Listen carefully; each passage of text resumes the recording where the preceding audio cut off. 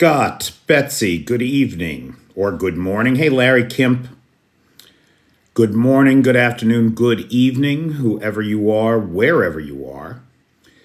It is, well, for you, it's probably Wednesday, January 28th. For me, it is Thursday, February 29th, rather. Day 735 or 736 of Russia's war of aggression against the people of Ukraine. Hey, PH. Hey, Cheyenne. Hey, Simon. Hey, Eli. Hey, Sharon Davies, on time again. Hey, Bobby. Bobby is here. He's going to be our sponsor of tomorrow night's live. It's your birthday, Anthony Tommy Tom. Everybody wish Anthony a happy birthday. Hey, Russell Kennedy, I got a bone to pick with you. You posted 2 videos of what claimed to be Dutch commandos going into Ukraine. Now, pal, what's the source of that? Where is this coming from? Because I don't know anything about it. And we just had Dmitry Peskov today admit that there were no Western or NATO troops in Ukraine, because there aren't. What did he say? What did Peskov say today? He said, if the West sends troops to Ukraine, it will surely mean war with Russia. And so implicit in that comment is that there aren't any troops here, and the fucking Russians know it, despite their unbelievable bullshit, constantly telling their own people that they're fighting all of NATO, they're fighting all of the West, they're fighting the whole world here in Ukraine, that it's British, my favorite one of all time, is that they shot down a British Storm Shadow missile with the crew aboard. Now, I mean, really, is that, now, as far as I know, there's no crew in a missile. That's the most ridiculous thing I've ever heard. But that was the claim that the Russians made at one point. Hey, Nicola. So, Russell, I love your work. You know that. I love your videos all the time. I'm just wondering about that one. It seems a little bit out of step with reality. Hey, Lars. Hey, Richard. Hey, Renee. So those comments by Dmitry Peskov today should not go unnoticed by all of us. They are important.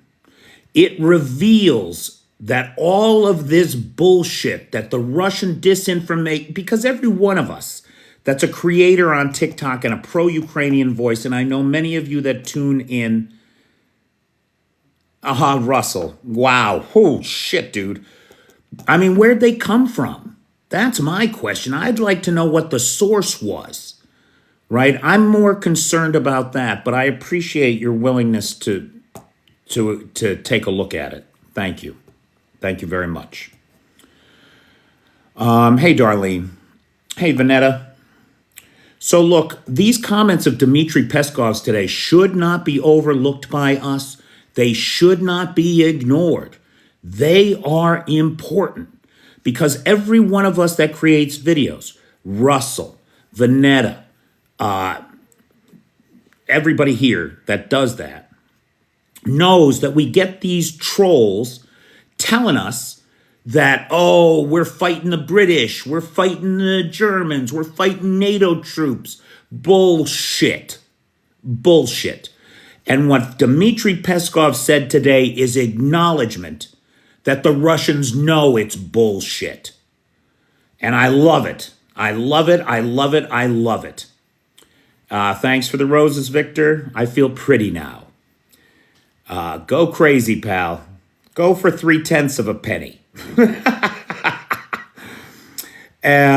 Look at, guys, I don't have much tonight. And I am blaming Richard Van Scooter. Richard Van Scooter, who's one of the peeps. He's a Patreon supporter. He's a good guy. He's in town, and he took me out to dinner tonight. And I had a shot of some Ukrainian drink. And I came home, and I took a nap immediately. And so I am not as well prepared as I normally am. I want to confess that, and then I want to firmly blame Richard for it. And let the peeps know, if you're in Ukraine, please hit me up. I'm happy to meet with you personally and have some of these discussions face to face over a table. Hey, Eli. Okay, so there's that. So this is what I got. Okay, I got a couple things here. Two serious things. The Dmitry Peskov hypocrisy. That's the first thing. Then the second important piece of news, because, Musk, who so many people just love, and I think is a person that nobody should care the fuck about at all, except so much as how he needs to be prosecuted for his interference in the war here in Ukraine. He interfered with American foreign policy here. And so I think Elon Musk is a person that should be investigated and likely prosecuted if evidence of a crime can be found. And I think there is evidence of that crime. Now, Musk recently said of the temporarily occupied territories that, well, Vincent, we can talk about that. Give me 1 second. The temporarily occupied, thank you, Allie. Musk recently said that in the temporarily occupied territories, everybody there loves Russia. There are no partisans in the temporarily occupied territories. Really? Well, then who the fuck blew up the United Russia office in Novokakhovka today? Huh? So, according to the Kyiv Post, the United Russia, which is Putin's party, usually, only in this election for some reason, and for the first time ever, he is running as an independent, which is a little confusing. I'm not sure why. Maybe because he's above it all. And voting has already begun in the presidential election.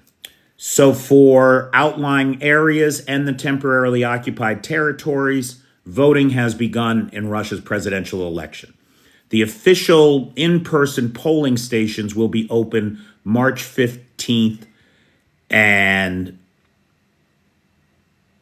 through the March 17th. Right on, Russell. Good man. Good man. Okay. Oh, probably as part of the NATO exercise is probably what that is.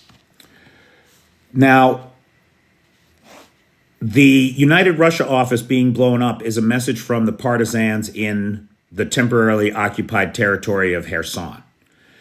And according to them, they intend to interfere with the Russian elections more and as much as possible. Now, that means a lot of things, and they are encouraging the local population not to vote because it's a sham, right? We all know Putin's going to win. We all know he's going to get 90% of the vote because that's a real thing in a real election, that 90% of the population supports you. Right? Give me a break. And so they blew that up. Now, Vincent makes the point. He says, Petey, wait a minute.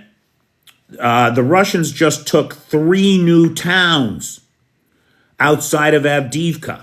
And he's not wrong to say that. But let's take a look at it. Hey, Mr. Edwards, how you doing? He'll get 104% of the vote, right? Now, Vincent says, hey, the Russians just took some more towns. They did and they didn't. Just outside of Avdiivka, there are 3 small villages. Stepove, Staverna, and one other. I forget the name of the third one. And those villages had pre-war populations of about 100 people each. So they're really like crossroads and farms is what they are.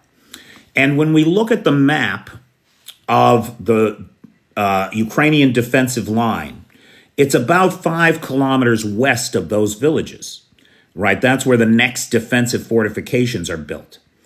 And so over the last couple of days, the Ukrainians have been strategically withdrawing from those villages because it's not worth losing men over them.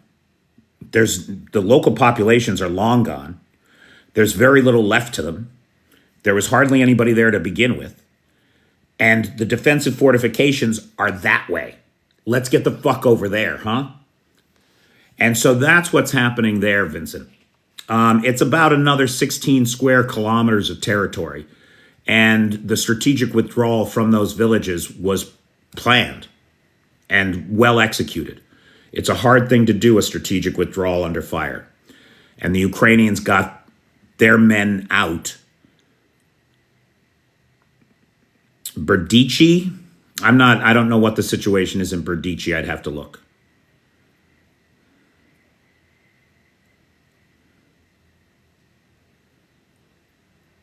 Okay. So guys, those are the big serious stories.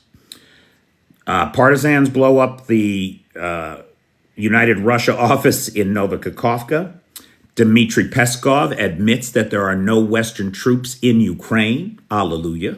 A sliver of reality breaking through the Kremlin crazy. And strategic withdrawal from the 3 villages around Avdiivka. Now, the rest of everything I got is like a laugh riot. It really is. I hope Clay is here tonight because everything is fucking funny. And I thought we could have some fun, poking fun at the Russians. Because, did you see that, Clay? Yeah, dude, it's going to be funny. It's funny stuff, man. Let's start with Lavrov, right? You guys know Sergei Lavrov, whom I refer to as Lavrov because he's a fucking joke. And Lavrov, the foreign minister for the Russian Federation, was in Brazil, in Rio de Janeiro, for the ministerial meeting of the G20. And a company called Vibra Energy, who's got the contract for plane refueling at the Rio airport, refused to refuel his plane because he's under sanctions from the Americans. And they don't want to lose their contracts with Delta and American Airlines, right? So they wouldn't fuel the plane. Hysterical. So Lavrov asks the army to refuel the plane while in flight, because they can do that with those, in-flight refueling mechanisms. And the army says, sorry, man, we don't have enough fuel for a plane as big as yours. It's an IL-96. It's a big Ilyushin plane. And so the army, the Brazilian army, refused to fuel his plane. Basically, Brazil said to him, hey, buddy, take a walk. Start walking. Finally, the Brazilian foreign minister was flying, I think, to Venezuela for another Latin American conference, and he gave him a lift to Venezuela. he had to hitch a lift to Venezuela.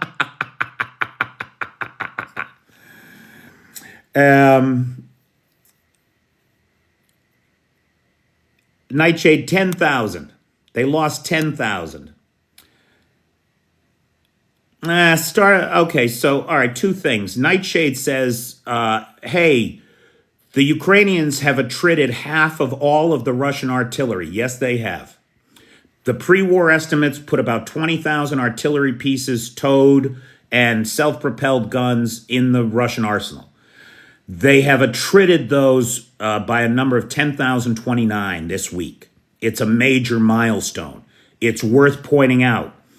And that means that what's left in inventory is shit. It's fucking World War II surplus. It's bullshit that's going to banana peel with those North Korean shells. It's going to be a nightmare. And here's the thing about this number, this 10,000 number, because so often in this fog of war, there is such a difference between the estimates of losses and the estimates of inventories, right? Like there's huge differences.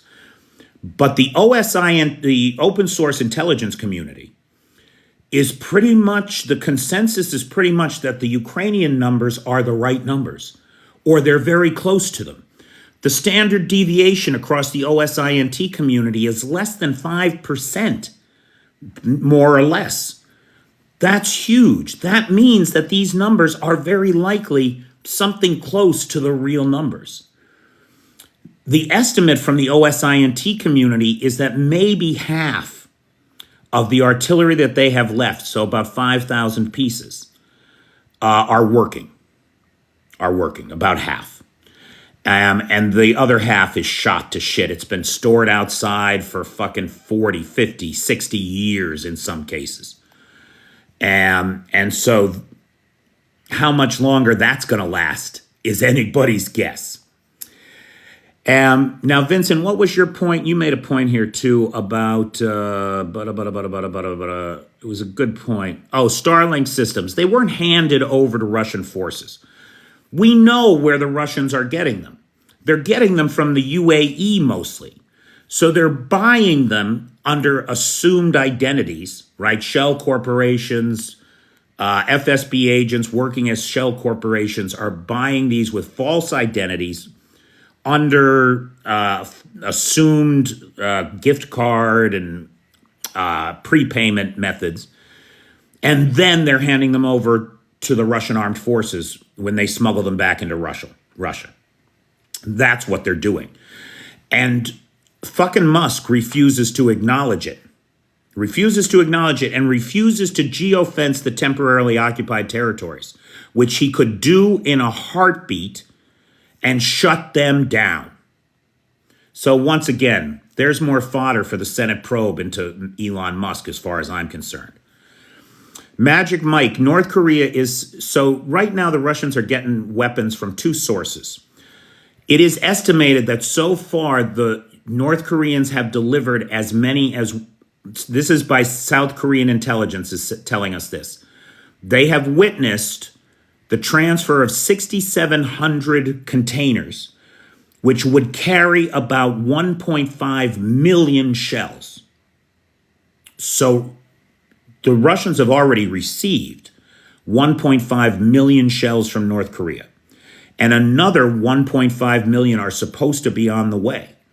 The problem with these shells is that they are as much as 70 years old. They're actually old Soviet stockpiles that the Soviets had given the North Koreans 70 years ago, 60 years ago, 50 years ago. And that's what North Korea is sending. So they've got a very high dud rate. They are not accurate. Some of them have actually been stripped down. Some of the interior components have been stripped out of them, some of them. And they're causing this 10,000 artillery piece loss. Not all of it is from the Ukrainians. Some of it, by some estimates, as much as 7%, are from bad North Korean shells banana peeling the barrels. Huh. So they're blowing up their own artillery and killing their own people with these piece of shit shells from North Korea. Hey, Rui, how you doing? Wish Anthony Tommy Tom a happy birthday. It's his birthday today.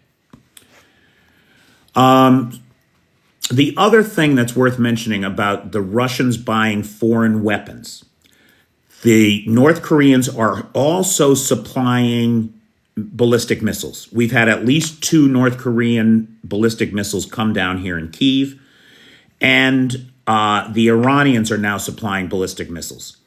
The Russians are supposed to have just received, I apologize, I think according to U.S. intelligence sources. If I'm not mistaken, it was U.S. intelligence sources that reported this, though it might have been UK. One of the major intelligence agencies reported a delivery of 400 shiny new Fatah 110s to the Russians from Iran. And so exactly what I said, one of our big concerns in this conflict has to be, as the democratic West, is the emboldening of the mullahs in Iran and the Kim regime in North Korea. And we are seeing it happen right before our eyes. The Hamas attack on Israel Don't tell me that that's not, thank you, PT, you're right, thank you.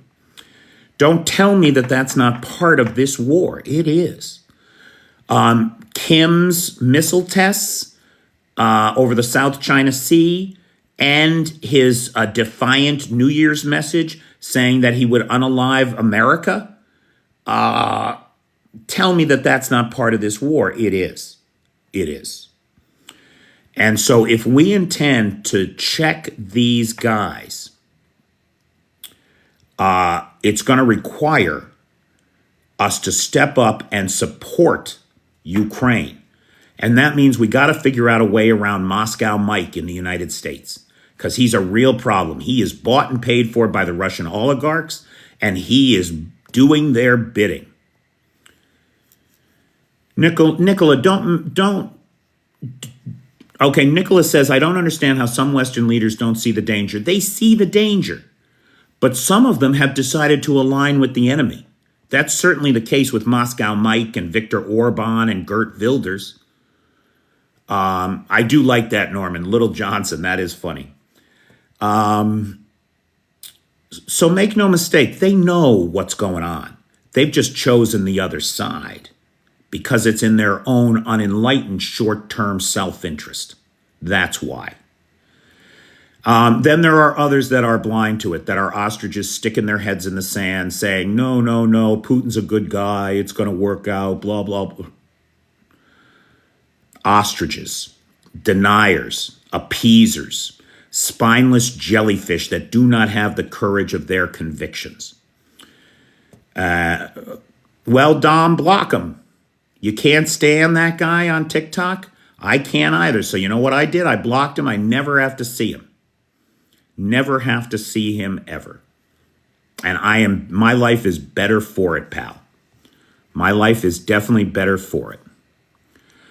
So Dark Vermin says, US EDA, Chad posted great video regarding the EDA. He did. He did. And I actually did a stitch to it. Or a stitch? Yeah, a stitch. I did a stitch to it, Paula, where I said, Chad acknowledges in that video. So first of all, the excess defense articles allow the President of the United States to give excess military equipment, stuff that's going to be decommissioned, away. He can just give it away. The problem is that there's only so much of that, right? The military hoards its shit, and its shit lasts for a long time. Those Patriot missiles that the Ukrainians are fired were manufactured in 1986, 87, 88. I mean, they were Reagan's budget, for crying out loud. So,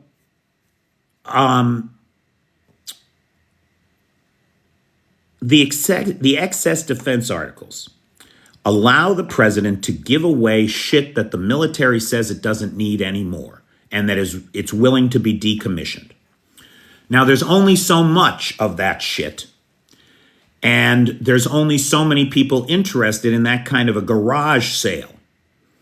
And remember, there's also a cap on how much of it he can give away, a cap of $500 million, which when you're talking about the value of things like Black Hawk helicopters, you hit the 500 million mark pretty fucking fast. And that is what's happening. Now, even Chad acknowledges, though, that President Biden has used the EDA. He's used it in two circumstances. The Ecuadorian helicopters, which, by the way, I find no evidence that the Ecuadorians are backing out of that deal. And then the Greece air defense systems. So Greece is sending some air defense systems to Ukraine, and in return, out of our EDA, we're sending Greece some of the shit they need. The Ecuadorians are sending 8 helicopters to Ukraine, old Mi-8s, or the export version, the Mi-17. And then they're getting new Black Hawks. Oh, well, old Black Hawks, right? And so President Biden is using the EDA. Then the other thing is, so the question then becomes, well, why doesn't he use it more?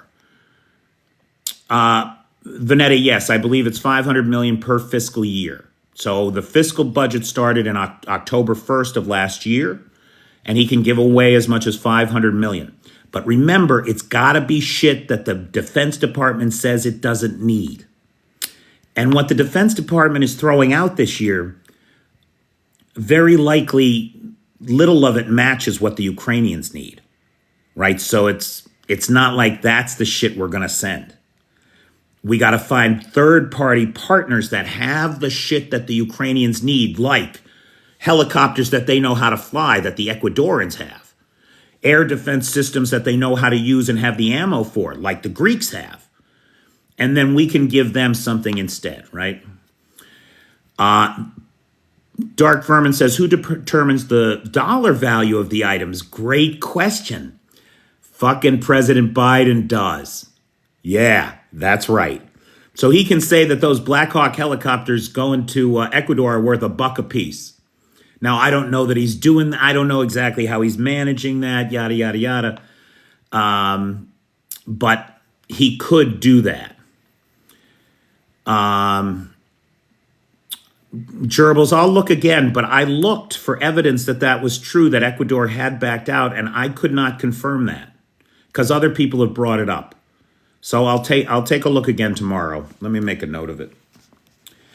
Okay, so that's the deal with the EDA. Now, why doesn't Biden do more with the EDA if he can set the price? Oh, so maybe it's, I apologize, maybe it's not 500 million, maybe it's 500,000 because he sets the price. It could be actually. I apologize. So then the other question is, why doesn't he do more? And I believe that it's because it's for the same reason that he still has held on to 4.4, by my calculations, $1 billion of his PDA, the Presidential Drawdown Authority. Why hasn't he used that? Here's why.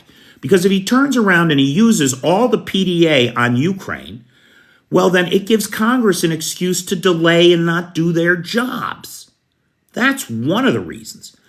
The other reason is he's got more to worry about than just Ukraine. He might need some of that money for Taiwan. He might need some of that money for Israel. He might need some of that money to combat Iran. He's got other things to worry. Venezuela. He's got other things to worry about. And when we think about those other things, they're serious and pressing and real time. Now, those two reasons together, the fact that he has other things to worry about, and so he's got to husband the limited budgets that he has, and then combined with the fact that right now Congress, who is supposed to control the purse strings, is failing to do its basic job. The Speaker of the House is obstructing a bill passed in the Senate from being brought to the floor of the House for a vote.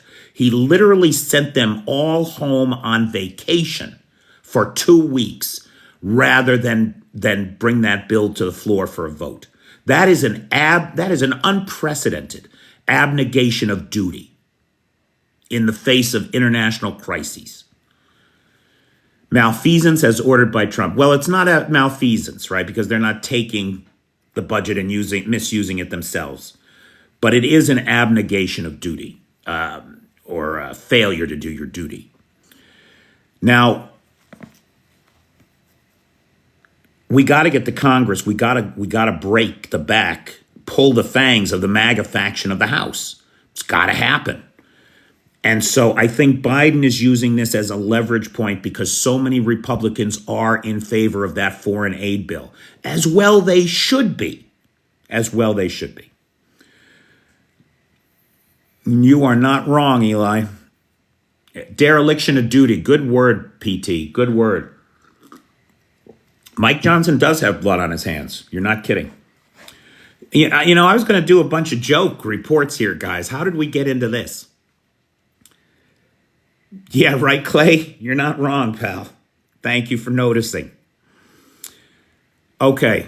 So since we're doing open Q&A, right? Let's do some more open Q&A and then we'll have some laughs. Anybody got anything? Because those were good questions. Those were good questions. They're worth talking about.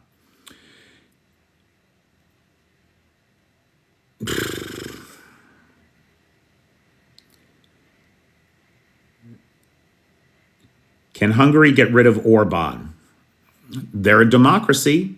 Eventually there will be an election. I think it's this year, right? They got to vote him out.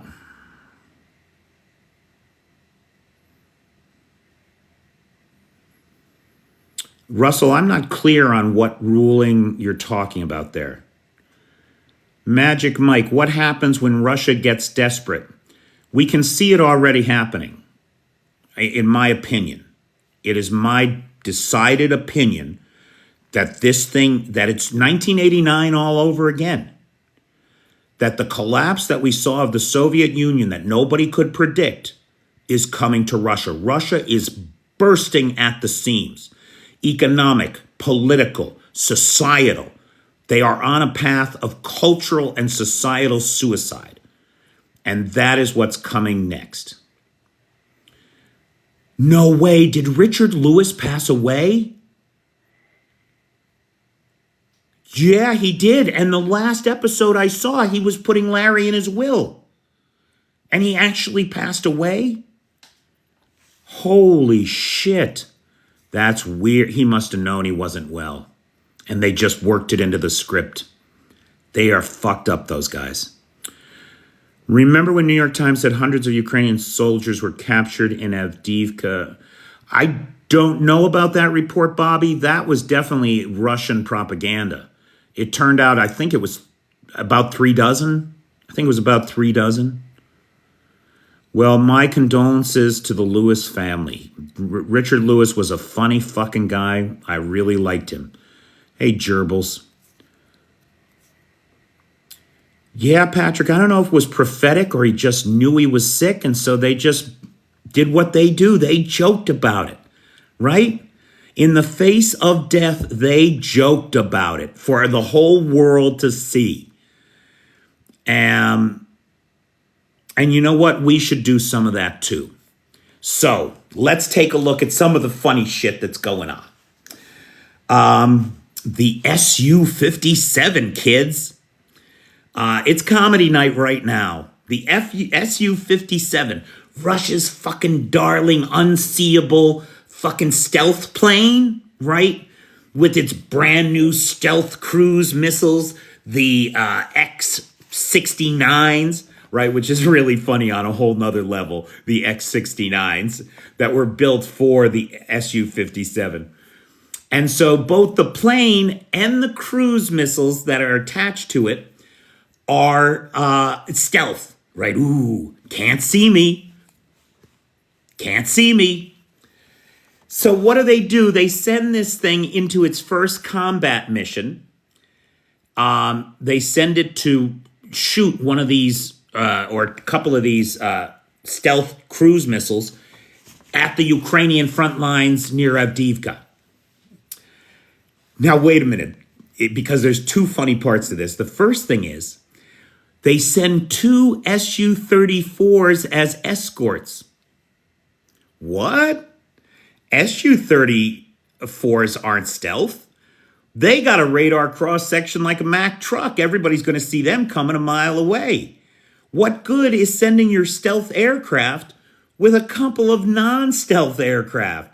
Like, it's ridiculous. So anyway, they did that, right? The Su-34 is coming in with the Su-57. And then the Su-57, the silent killer, right? It lines up its target. It takes aim. It gets a firing solution. It fires the missile, and the missile lands in a field. It just drops off the plane like the hard points had failed. It just drops off the plane and lands in a field in Luhansk.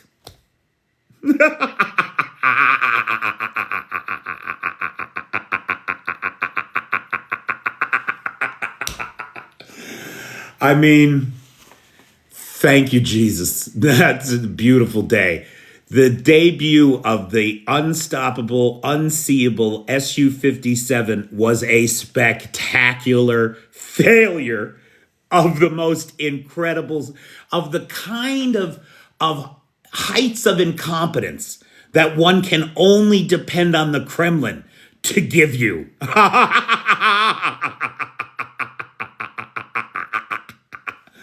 Right, they ordered that missile off Wish. And apparently the stealth technology that went into the Su-57.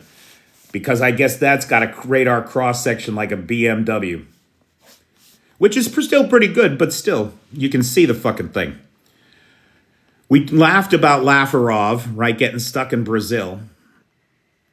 Now, this is my favorite. This is maybe my favorite thing. I love this. So it turns out now, David, does the word irony exist in Russia? Da, comrade, we are living behind the irony curtain.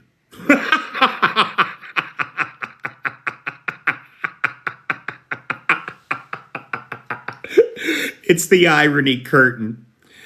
Okay. Now, Clay, I don't know if you saw the video on this. I did a serious video on this because it's really a very serious subject. But when you think about it, the irony curtain closes right over you, man. It's the S-200 missiles again. You know, I love the S-200 missiles. It's an amazing thing. They're these old Soviet missiles that the Russians didn't even care about getting back. They left the Ukrainians with 1,000 of them. Well, the missiles aren't S-200. The missiles are the 5V-28, if I'm not mistaken, something like that. And they fit the S-200 missile system. Ukrainians have likely about 1,000 of them. Now, how many of them are working? Let's say it's half, okay? And we know that they fired off about 100 of them so far. Well, it turns out, it looks like what they've done is they've rejigged the S-200. We know that they rejigged it for ground targets, okay? But it looks like they've rejigged it for aerial targets today with new modern GPS guidance systems, yada, yada, yada. And it's likely that it's not Patriots taking out the Antonov the A-50s. It's not Patriots taking out the IL-22. It's not Patriots taking out all of these planes. It's Soviet S-200 missiles that have been updated. They're using the technology from the Soviet Russians to take down the planes of the modern Russians. That's entirely Now, we still don't know. But remember, Zelensky said he had a secret weapon. Right? Hey, Damoud. Zelensky said he had a secret weapon, right? It could be that what they've done is they've used these rejigged surface-to-air S-200 missiles, these fucking 40-year-old missiles, and then they've plugged them into a Patriot guidance and detection firing solution system. It's like a Frankenstein. And when we think about Zelensky's comments about having a secret weapon, we think about Zelensky's comments about needing new technology solutions. Good night, Nightshade. That could well explain it. That could well explain it all. Well, Webadeb, we're talking about David Axe wrote in Forbes. You can read the original article. David Axe has written in Forbes magazine that he believes that what's taking down all these planes is a rejigged S-200 surface-to-air system. And that's likely the secret weapon that Zelensky was talking about. Now, for the people that asked to join the live or come live up here, I'm sorry, I can't do it. I'm in Kyiv. Our bandwidth is very limited. Anytime I try to bring anybody live, the whole live crashes on me. It just is not going to work. We've tried it a million times. Right now, the USA is fucking Russia's secret weapon. We're just pumping oxygen into the Kremlin, boy. We're just helping them out so much, it's killing me. Okay. Now, the other thing that is really funny is the export ban. Russia, the number 3 producer of oil and refined oil products in the world, has had to stop selling refined oil products to the world. I'm sorry, if that is not one for the irony curtain, I don't know what is. I think it is a thing of beauty.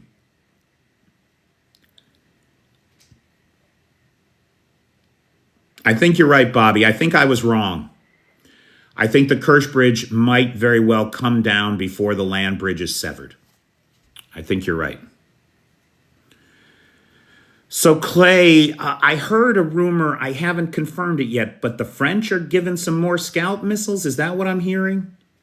I don't know. I have to, don't quote me on that. I got to check that out.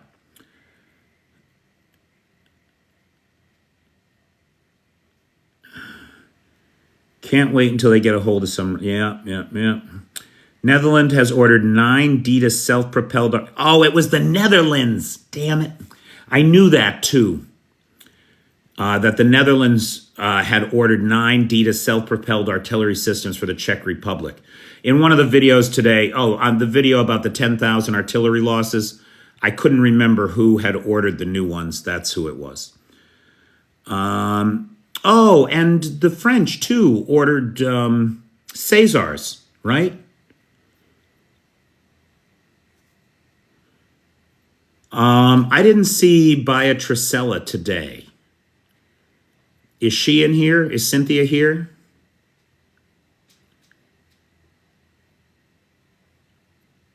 I don't know. But anyway, Beatricella, or my friend Cynthia, is the sponsor of tonight's live. So if you see her around, give her a thank you, please. And for my part of it, if you like what I do, please like, subscribe, and share. If you can help me out and join the Patreon, please join the Patreon. Or if you want to sponsor a live, just PayPal $30 or more to the PayPal link in my bio. But I would much rather you join. If I could get 10 people to join the Patreon at $30 a month, my life would be much easier. Really much easier, guys. So if you like what I do and want to help keep me here in Ukraine, please join the Patreon.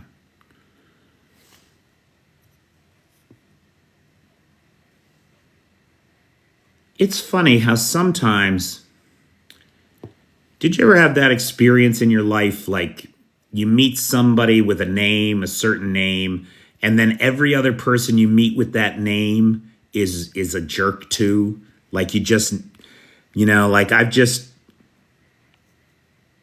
it's a funny thing. I don't think I ever met a Kevin I liked. No offense to any Kevins here. Sorry. Russia loves to threaten their neighbors. That isn't working out too well for them. Bobby, you are so right, pal. Well, Ace is high. I think it's about half of what it is in the United States. So I live very comfortably. If you look at my page, anybody can look at my Patreon and know that I bring in $660 a month. And then I get some support from some other people, the people who support the lives. And that's all I have to live on. I feel like I'm 22 again. I'm broke and I'm doing whatever the fuck I want. It's a very liberating kind of feeling. Like Jaron. Yeah, exactly. Every Ralph has red hair. Oh my God, can I tell you guys? I had a Ralph in my life who was like a great torment to me. He tortured me. He was a bully. He used to beat me up. He once tied me to a telephone pole with my own scarf, as kids, right? But he was my bully. And he rode my bus, and I had to ride the bus with him all the way through high school. 2 years after high school is finished, I get a call from this guy. This is unbelievable to me. I get a call from this guy, and he says, "Hey, Petey, listen, I want to talk to you. Can I come over your house?" I'm like, okay.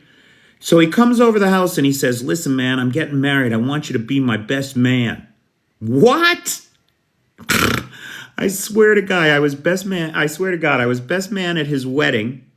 I did not get them a gift, and I never spoke to them again after. I swear to God, that's what happened. I guess in his world, those abusive relationships indicated a deep friendship. It's like being friends with a Russian.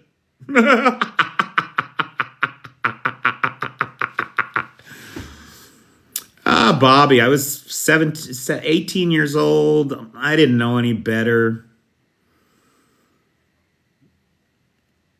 Oh, my speech was full of irony and sarcasm.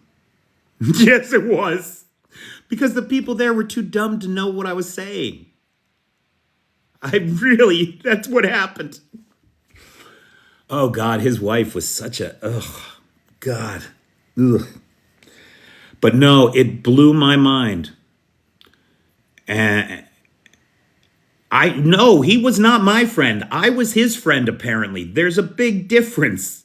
There's a big difference.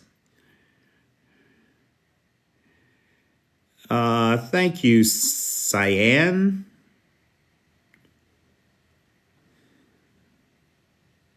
I don't have any idea, Russell. Oh, I did run into them at a church, not a church picnic, a fireman's picnic one year. I was with my son, and I ran into them, and I remember thinking to myself, wow, we're the same age. Well, yeah, we're the same age. But when they walked away, my son said to me, how do you know those old people? Oh my God, they didn't age well. What are my thoughts on the Macron floating the possibility of Europe putting troops in Ukraine? Listen, John, when you're dealing with an enemy, you shouldn't take anything off the table. Nothing comes off the table. Now, you don't have to constantly threaten nuclear annihilation like the Russians do, but you don't take it off the table. You say, look, if this thing keeps up and if the Ukrainians ask us to come and help, we could come and help.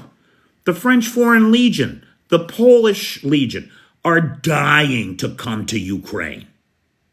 I mean, they're anxious to come here and kill Russians, unalive Russians, sorry. They are anxious about it. So you don't take it off the table. And when Olaf Scholz turned around and said, never, it will never happen, all he's doing is helping the Russians. It does not help. You got to learn to bluff, Olaf, a little bit. Learn to bluff a little bit. Now, of course, nobody wants to see that happen. Nobody wants to see this conflict expand. Nobody wants to see French kids on boots on the ground, American kids boots on the ground. But you don't take it off the table. It's a bargaining chip in the international geopolitical poker game where everybody is lying. Right, you don't telegraph your moves. France, the honey badgers of Europe. Do you listen to Ukraine, the latest podcast? I do. In fact, many of the stories that you hear here, I pick up from Ukraine, the latest. Absolutely. That's one of the main ways that and they are listed. If you listen to my sources and methods video, I reference them in the sources and methods video. What kind of fool lets a bully like Russia set the rules? Exactly. Exactly. You don't do that.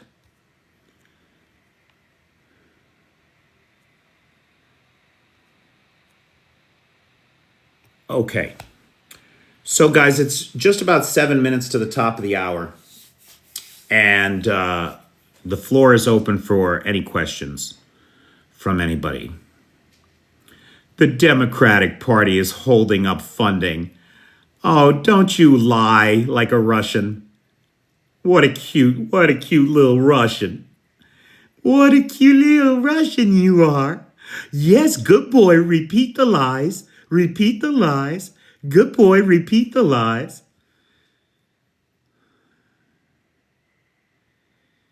Well, Dive Hard, the question of Transnistria is one of Odessa and Mykolaiv, is what it really is. The Russians want Mykolaiv and Odessa and Moldova. We've already seen the invasion plans plans for Moldova because they were captured at a command post during the failed effort to take Kyiv. And so we've seen that. Now, I think all that's going to happen at this juncture is that the Duma is going to pass a resolution, or Putin's going to sign an executive order and say Transnistria is now part of Russia, part of the Russian Federation, another exclave like Kaliningrad. But the move will be to recapture Kherson City, capture Mykolaiv, capture Odessa, and join with Transnistria then invade Moldova. That would be the long-term thinking. That kind of thinking, those kinds of plans Russia's making, are long-term strategic threats to European security that we should all take very seriously. Very seriously. Dive Hard, you're not wrong, but I really believe if the Ukrainians can hang on for the next 3 months, we're going to see them expel the Russians from this country. And when that happens, there's Baratrisabella. Dude, that's a terrible name. Would you change it, please? Or make an easy handle, Cynthia? It's really hard. But enough complaining. Cynthia is the sponsor of tonight's live. She's here. And thank you so much, Cynthia. I would not be able to do this without good people like you. So I'm deeply appreciative. If people yell free Ukraine as they do free Palestine, what a world it would be. Yeah. Is there any truth in the report that Poland is trading with Russia through Belarus? I don't know. I haven't heard that, Julian. But I would assume that there is some trade going on. I mean, not all trade has been restricted, just electronic components, war materiel, that kind of thing. I mean, I don't see any reason why, say the Poles buy bauxite or aluminum from Russia. Well, not anymore. But if they did, I don't know that trade was sanctioned. Sanctions aren't all things, right? 10 more countries to reach natural borders as promised for years by Putin. I'm not sure what you mean by that, Russell. Thank God, and I'm sorry that Ukraine was in the way.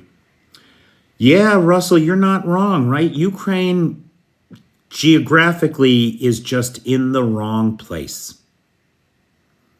Yeah. How is Putin going to continue to fund the war with deficits in revenue?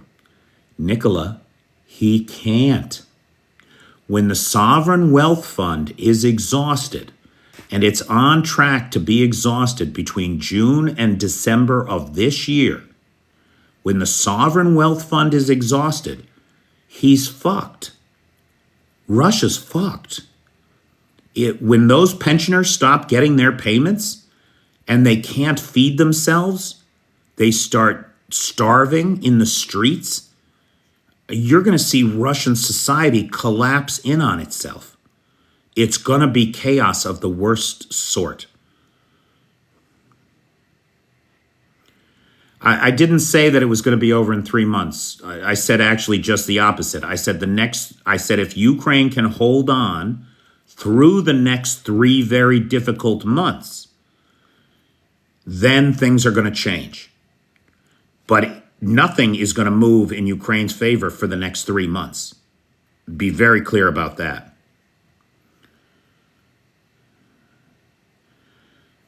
Johnny, I don't understand your comment.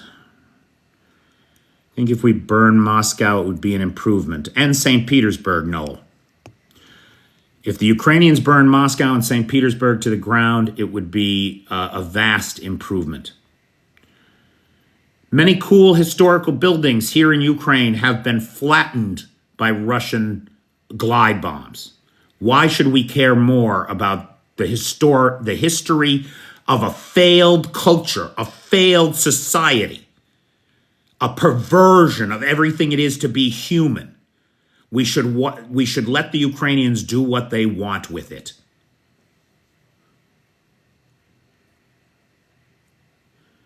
Trust the Ukrainians. They know how to handle the Russians.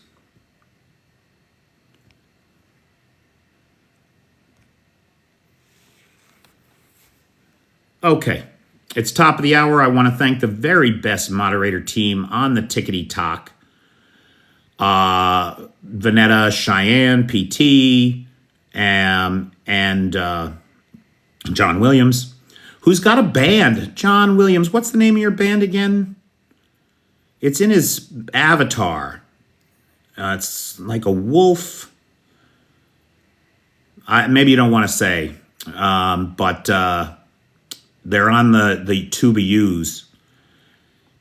Burial of Terra, that's it. Burial of Terra, John Williams. And you can check them out on the YouTubes. So big thanks to the moderator team. Thank you, Jewel. Thank you, Vanetta. Thank you, PT. If you are an American and you have not reached out to V. Larrett for our letters to Congress, please do so. Thanks, Big Steve. Appreciate it. Thank you, everybody. Oh, I'm sorry to hear you're unwell. I don't know the answer to the Moab question. All right. Good night, everybody. Thank you to the mods. Thank you to Lars. Thanks to all of you.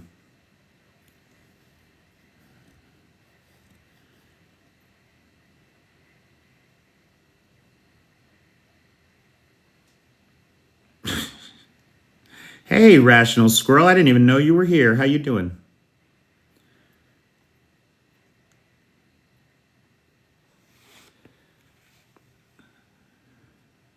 Thank you, Red Robin. Thank you, Demod. Mood. All right, kids. Listen, I appreciate all of you out there being there for me, and I want you to know I'm here in Kyiv for you. Make it a great day. Hey, Life by Design. We're just cutting out here. Happy trails, everybody. Hugs.